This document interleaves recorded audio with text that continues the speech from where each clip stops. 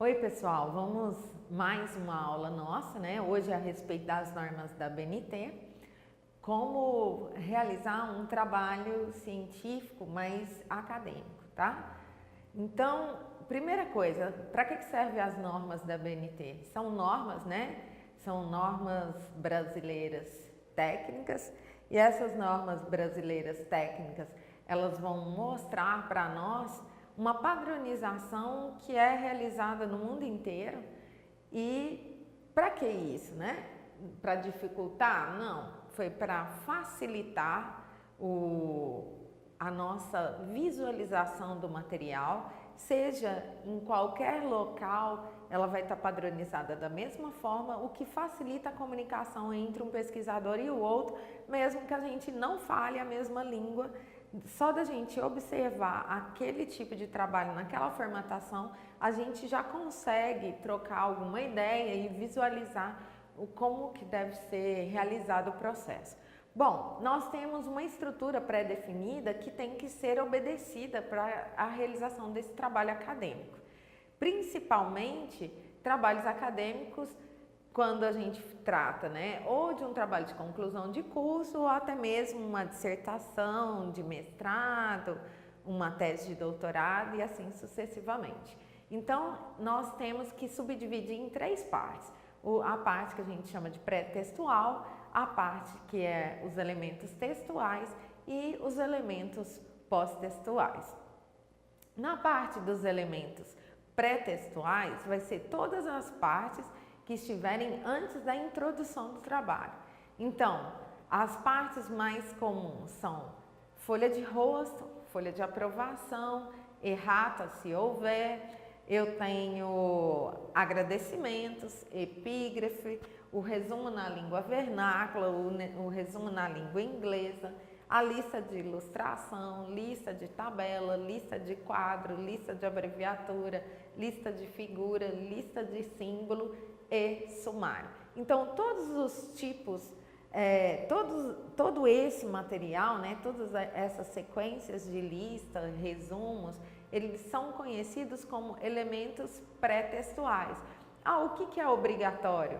Bom, é obrigatório a capa, é obrigatório folha de rosto, é obrigatório folha de aprovação, é obrigatório resumo e o abstra, né, o resumo na língua vernácula e o abstra, e é obrigatório sumário.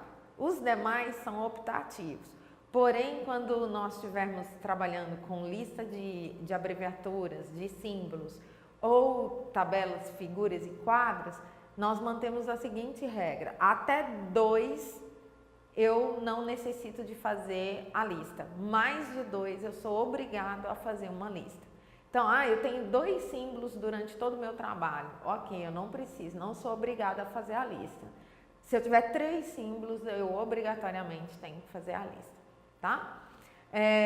Um outro tópico importante são a parte dos elementos textuais. O que é elemento textual para nós? É a parte da introdução, o desenvolvimento todo do meu trabalho e as nossas conclusões. O que seria esse desenvolvimento? Seria a parte onde eu tenho materiais e métodos, os meus resultados e as minhas discussões, tá? Os elementos pós-textuais são aqueles que vêm após as considerações finais ou as conclusões. São as referências, glossários, apêndice, anexo e índice. Bom, o que é obrigatório aí? É só as referências. Todos os outros são opcionais. Lembrando que eu tenho diferença de apêndice e anexo. Apêndice é algo que eu coloquei no meu trabalho, mas que para avaliação do meu trabalho eu não sou obrigada a olhar para que eu consiga chegar em alguma conclusão. Agora, o anexo, eu obrigatoriamente tenho que ir lá para continuar o raciocínio do meu trabalho, tá? Então, todas essas etapas, elas estão descritas pela ABNT, passo a passo de como elas devem ser cumpridas, e a gente consegue isso com uma facilidade muito grande, a realização desse tipo de trabalho e colocar o material na norma também. As normas da ABNT, a de número 6022, que trata de artigos científicos, né, de publicações científicas na forma de artigo científico impresso. Bom, nós conseguimos dividir na literatura dois tipos de artigo. Os artigos que a gente chama de artigos originais e os artigos que a gente chama de artigos de revisão. Os artigos de revisão são artigos realizados normalmente por autores ou sumidades da área. Esses autores são convidados pelas revistas a fazerem a publicação científica. Por quê? Porque ele é uma pessoa, né, que trabalha muitos anos naquela área, uma sumidade naquele assunto, então ele consegue discorrer e fazer alinhamentos, né, paralelos aí com o raciocínio, desde o início até o final do que está descrito na literatura. Então, desde quando foi descoberto até os dias atuais. Como ele trabalha a vida inteira naquele assunto, ele tem uma facilidade maior que as outras pessoas e até uma confiabilidade maior pelo número de trabalhos que ele já deve ter publicado nesse determinado assunto.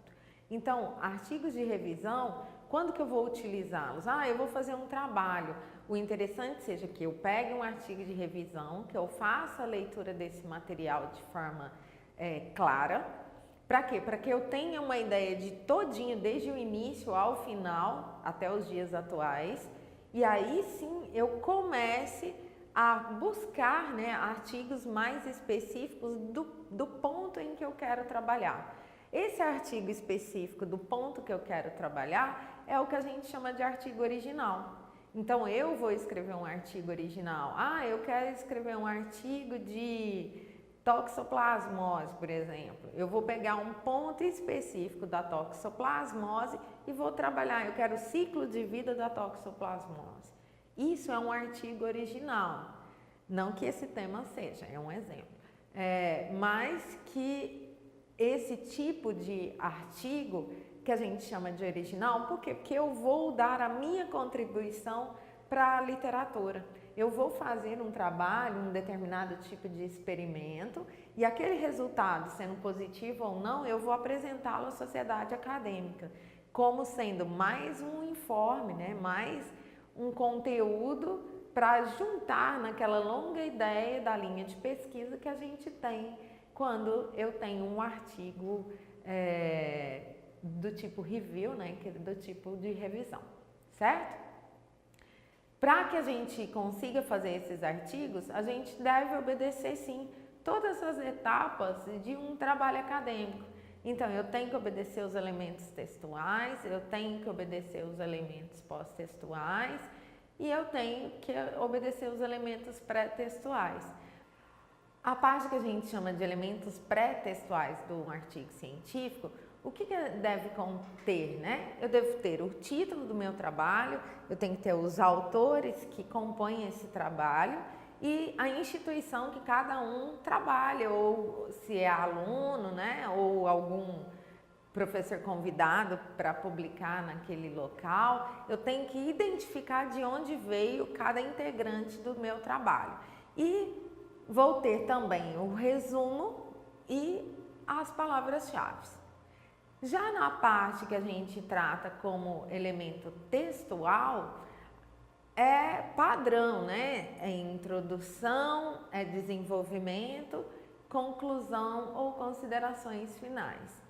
E a nossa parte que a gente chama de elementos pós-textuais, o que eu tenho no final do meu trabalho? Eu tenho minhas referências bibliográficas, glossário ou se houver necessidade, dependendo do tamanho do material que for descrito. Eu tenho apêndice e anexos, tá? Então, esse material é o que a gente trabalha normalmente de acordo com a norma 6022, que é a publicação de artigos científicos de forma impressa. Bom, até a próxima aula. NBR 6023. Então, na NBR 623, o que ela fala para nós sobre referências bibliográficas, né? A BNT traz para nós que a gente tem alguns padrões a seguir de acordo com esse tipo de normativa, né, para execução de referências bibliográficas, e nós temos algumas estruturas que devem ser seguidas. O que é, né, uma referência? Referência é uma identificação de autores, identificação de títulos de trabalho, de editoras, de página, ano, né, volumes e números de publicações que a gente consegue pôr de forma estruturada em um mesmo contexto. Então, para que nós possamos realizar, né, um padrão de referências bibliográficas, a gente tem que obedecer a alguns pareceres. Primeira coisa, a gente pode colocar referências em rodapé de trabalho, pode colocar no fim de texto ou de capítulo, eu posso ter uma lista de referência, ou eu também coloco antecedendo, né, aos resumos, resenhas e citações que eu tenha em cada capítulo. Qual que é a norma que a gente obrigatoriamente deve ter? A referência propriamente dita, né, entre uma linha e a outra do texto, ela é espaço simples. Quando eu vou separar uma referência da outra referência, esse espaço é um espaço duplo. Então, eu tenho que observar isso para que a minha formatação fique clara, para que não misture uma referência bibliográfica com a outra. No rodapé, né, nas notas de rodapé, elas são alinhadas e principalmente a partir da segunda linha da mesma referência. Então, eu escrevo a referência, quando eu for para a segunda, eu faço o alinhamento para ela ficar toda bonitinha, justificadinha no nosso rodapé. Lembrar, pessoal, uma coisa extremamente importante, que as nossas referências, elas devem estar sempre alinhadas à esquerda e justificadas. Então, eu alinho à esquerda, justifico o material, coloco ele com espaçamento simples, dou um espaçamento duplo para separar uma da outra e faço assim com todas as referências. Lembrar que referência bibliográfica deve ser colocada em ordem alfabética.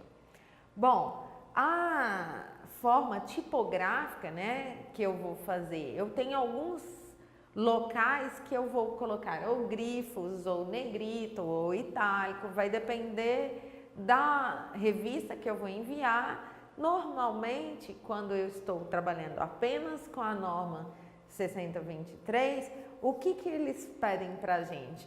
Que eu faça negritado.